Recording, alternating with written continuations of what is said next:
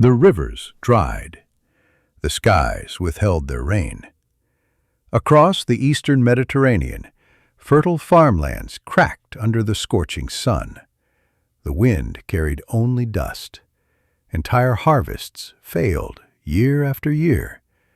Animals perished, granaries emptied, and hunger spread like a curse. What began as a drought turned into a crisis, not for one season, but for decades. This was not a localized disaster. It was a region-wide collapse. Around 1200 BC, the great civilizations of the Bronze Age, once interconnected, powerful, and prosperous, began to unravel. The Mycenaean Greeks, builders of mighty palaces and legends, the Hittites of Anatolia, masters of chariots and diplomacy, the coastal city of Ugarit, buzzing with trade and scribes, and even the mighty new kingdom of Egypt, all suffered a sudden, brutal decline. For centuries, historians believed it was war, invasions, or political chaos that destroyed these ancient powers. But today, science offers a deeper truth. Climate was the invisible hand that pulled civilization apart. Pollen records from lakes, sediment cores, and radiocarbon dating all point to a long and severe mega-drought. Rainfall dropped dramatically. The Nile no longer flooded with regularity. Rivers shrank. Fields turned barren. Ancient records echo the same story. Pleas for food. Grain shipments begged between kings. Prayers to silent gods. One letter found in Ugarit pleads, "There is famine in my house. We shall all die of hunger." And in this desperation, people began to move. Entire populations, their homes destroyed by drought and starvation, took to the sea. The Egyptians called them the Sea Peoples, mysterious groups who arrived in waves, attacking coastal cities, burning temples, toppling ports. They weren't just invaders, they were survivors.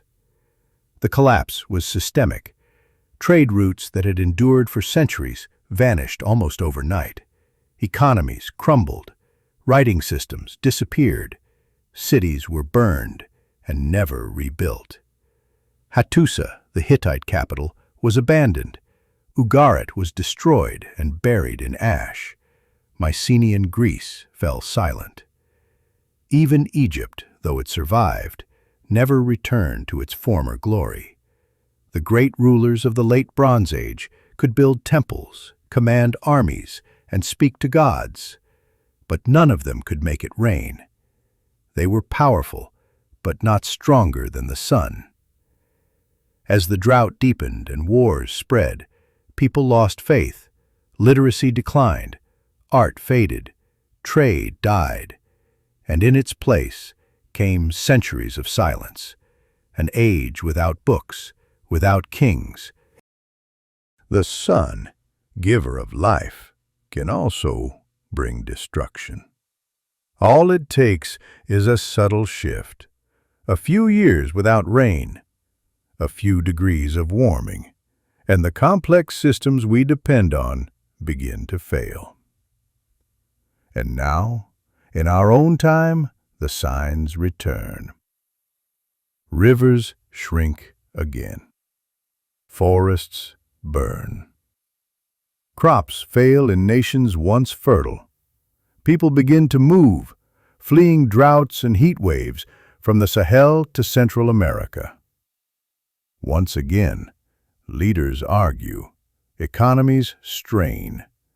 But unlike the kings of 1200 BC, we know what's happening.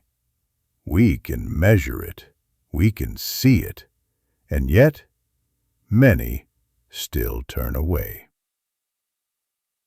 That is why the story of the Bronze Age collapse matters. Not because it's ancient, but because it's repeating. The myths of Troy, the ruins of Ugarit, The sand-covered temples of Egypt, they are not just relics. They are messages. Messages from a world that once believed itself invincible. Messages from people who thought the rains would always come. And they didn't. So the next time the skies go dry and the land turns to dust, remember this: the sun doesn't need weapons. It doesn't need armies or disease. It only needs time.